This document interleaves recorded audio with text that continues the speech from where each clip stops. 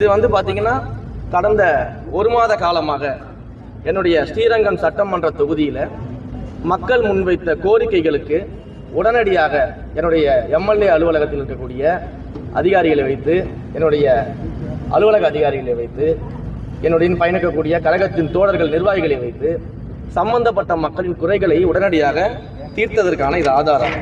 நீங்கள் பார்த்தீங்கன்னா பல்வேறு இடங்களில் துவங்கப்படாமல் இருக்கக்கூடிய ப்ராஜெக்ட்ஸு, மக்களுக்கு தேவையான தண்ணீர் தொட்டி திறக்கிறது, கழிப்பறைகள் திறப்பது, அதே போல் சுத்தம் செய்து கொடுப்பது, மக்கள் என்னென்னலாம் கோரிக்கை வச்சாங்களோ அது அத்தனையும் நம்முடைய கழக தோழர்களும் என்னுடைய எம்எல்ஏ அலுவலக அதிகாரிகளும் உடனடியாக அந்த மக்கள் கோரிக்கைகளுக்கு எல்லாம் செவிசாய்த்து அது அத்தனையும் செய்து கொடுத்துருக்கிறோம். இது எல்லாம் அதற்கான புகைப்படங்களோடு இருக்கக்கூடிய ஆதாரம். கடந்த ஒரு மாதமாக ஸ்ரீரங்கம் சட்டமன்ற தொகுதியில், நான் வெற்றி பெற்ற தொகுதியில் மக்களுடைய குறைகளை தீர்த்ததற்கான புகைப்பட ஆதாரங்கள். நான் ஒரு இந்து சமய அறநிலையத்துறையின் அமைச்சராக இருக்கிறேன். அப்போ தமிழ்நாடு முழுக்க இருக்கக்கூடிய அனைத்து கோயில்களையும் சீரமைக்கக்கூடிய பணிகளில் ஒரு பக்கம் நான் இயங்கிக்கிறேன். அதே போல் திருச்சியின் பொறுப்பு அமைச்சராக நான் இருப்பதனால உங்கள் எல்லாருக்குமே தெரியும், 2 வாரத்திற்கு முன்பாக திருச்சியில் இருக்கக்கூடிய அனைத்து துறை அதிகாரிகளையும் அழைத்து, அனைத்து சட்டமன்ற உறுப்பினர்களையும் அழைத்து ஒரு சீராய்வு கூட்டத்தை நடத்தணும். அதில் நீங்கள் எல்லாருமே கலந்துக்கிட்டு அதையெல்லாம் நீங்கள் பார்த்துருப்பீங்க. ஒவ்வொரு மாதமும் அந்த கூட்டத்தை நடத்துவோம்னு சொல்லி ஒட்டுமொத்த திருச்சியின் பொறுப்பு அமைச்சராக அந்த சீராய்வு கூட்டத்தை நான் முன்னெடுத்திருந்தேன். அதே சமயத்தில் ஸ்ரீரங்கத்தின் சட்டமன்ற உறுப்பினராகவும் என்னுடைய பணி எங்கத்தையும் தடைபற்றக்கூடாது, நான் ஸ்ரீரங்கம் சட்டமன்ற தொகுதிக்குள்ளே இருக்கணும் இல்லையோ, ஆனால் பணிகள் நடந்து கொண்டே இருக்கணும் அப்படின்றதுக்காக என்னுடைய கழக தோழர்களையும் என்னுடைய எம்எல்ஏ அலுவலக அதிகாரிகளையும் வைத்து இவ்வளவு தூரம் இந்த கடந்த மாதங்களில் எங்களுக்கு வந்த புகார்களின் மீது நடவடிக்கை எடுத்திருக்கிறோம். அப்போ இவ்வளவு நடவடிக்கை எடுத்த பொதுமக்களுக்கு தேவையான அனைத்தையும் செய்து கொடுக்கக்கூடிய எங்களை பார்த்து ஸ்ரீரங்கம் தொகுதியில் எம்எல்ஏவை காணவில்லைன்னு திமுக ஒரு டார்கெட்டட் கேம்பெயின் அட்டாக்ஸ் பண்ணிட்டு இருக்கிறாங்க.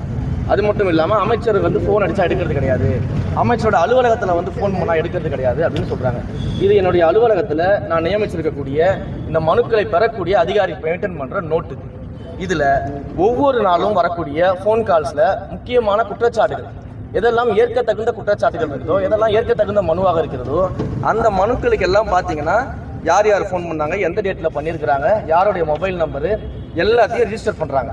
ரிஜிஸ்டர் பண்ணி என்னுடைய கவனத்துக்கு கொண்டு வராங்க. அப்போ இதன் மேலாம் நாங்கள் நடவடிக்கை எடுக்கிறோம். இந்த ரிஜிஸ்டரை என்னுடைய எம்எல்ஏ அலுவலகத்தில் மெயின்டைன் பண்ணிக்கிட்டு இருக்கிறாங்க. எவ்வளோ கால்ஸ் அட்டன் பண்ணுறோம், எவ்வளோ புகார்கள் அட்டன் பண்ணுறோம்னு சொல்லிட்டு, இது அனைத்திற்கும் மேலே நாங்கள் எந்தெந்த புகார்கள் எல்லாம் சரி செய்து கொடுத்துருக்கிறோமோ அந்த புகார்களுக்கு பொதுமக்களிடமிருந்து நன்றி கடிதம், இது எல்லாமே என்னுடைய தொகுதியில் இருக்கக்கூடிய ஸ்ரீரங்கம் சட்டமன்ற தொகுதியில் இருக்கக்கூடிய மக்கள் நாங்கள் முடித்து கொடுத்த பணிகளுக்காக எனக்கு நன்றி தெரிவித்து எழுதிய கடிதங்கள், சங்கங்கள்லேருந்து எல்லா மக்களும் எனக்கு நன்றி தெரிவித்து கடிதம் எழுதியிருக்கிறாங்க. இந்த கடிதத்தையும் என்னுடைய தோழர்களும் எம்எல்ஏ அலுவலக அதிகாரிகளும் கொண்டு வந்து சேர்க்கிறாங்க. அப்போ இப்படி எல்லா வகையிலும் ஸ்ரீரங்கம் சட்டமன்ற தொகுதியில் மக்களுக்கு செவிசாய்த்து, நான் தொகுதிக்குள்ளே இருந்தாலும் இல்லை தமிழ்நாடு முழுக்க மற்ற இடங்களில் மற்ற மாவட்டங்களில் கோவில்கள் ஆய்வில் சுற்றுப்பயணத்தில் இருந்தாலும் தொகுதியின் வேலை மிக சீரும் சிறப்புமாக நடந்து கொண்டிருக்கிறது. அதே போல் திருச்சி மாவட்டத்திற்கான வேலைகளையும் ஒரு பொறுப்பு அமைச்சர் என்ற முறையில் அந்தந்த தொகுதியின் எம்எல்ஏக்களோடு சேர்ந்து என்னென்ன பணிகள்லாம் மிச்சம் இருக்குது, என்னென்ன குறைகள் இருக்கோ அதையெல்லாம் சரி செய்வதற்கான வேலைகளில் நான் ஈடுபட்டு இருக்கிறேன். அப்போ இந்த அளவுக்கு ஈடுபடக்கூடிய என்னை பார்த்து இந்த திமுகவினர் வேண்டுமென்றே டார்கெட் செய்து கொண்டு எம்எல்ஏவை காணவில்லை, அமைச்சரை காணவில்லைன்னு ஒரு பொய்யான புகாரை மக்கள் சொல்வதாக இவர்களே ஒரு டார்கெட்டட் கேம்பெயின் அட்டாக்ஸை என் மீது நடத்திக்கிட்டு இருக்கிறாங்க. இதனால ஒரு காலமும் எந்த பிரயோஜனமும் கிடையாது. ஏன்னா மக்கள் மிக தெளிவாக எங்களை ஆதரிக்கிறாங்க. எங்களுடைய வெற்றியை தாங்க முடியாமல் நீங்கள் இது போன்ற வேலைகள் செய்வதற்கு பதிலாக கொஞ்சோண்டு ஜெல்லிசல் வாங்கி சாப்பிட்டு வீட்டில் இருக்கலாம்.